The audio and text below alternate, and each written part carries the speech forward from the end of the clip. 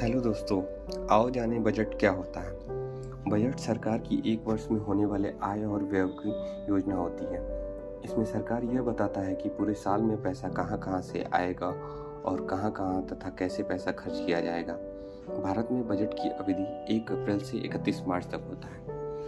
भारतीय संविधान में बजट से संबंधित प्रावधान अनुच्छेद 112 से 117 तक दिए गए हैं। अनुच्छेद 112 को वार्षिक वित्तीय विवरण कहते हैं।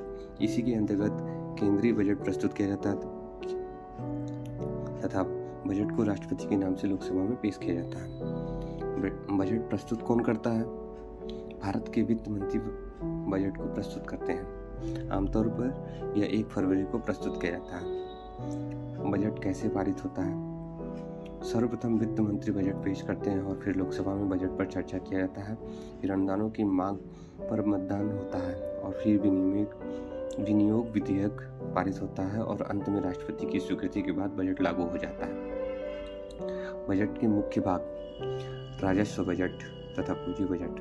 राजस्व बजट, इसमें रोजमर्रा की आय और खर्च शामिल होते हैं। आय के स्रोत जैसे आयकर, जीएसटी, सीमा शुल्क आदि।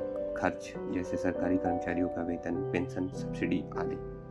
दूसरा, पूंजी बजट, इसमें दीर्घकालीन विकास से जुड़े खर्च शामिल होते हैं जैसे सड़कें, रेलवे, पुल आदि का निर्माण। रक्षा खर्च, ऋण देना और ऋण लेना। बजट के प्रकार: केंद्रीय बजट केंद्र सरकार का बजट कहलाता है। राज्य बजट राज्य सरकार का बजट कहलाता है। अंतरिम बजट, चुनाव से पहले बनाए जाने वाले अस्थायी बजट को अंतरिम बजट कहते हैं। शून्य आधारित बजट, हर खर्च का नया चित्र बनाया जाता है।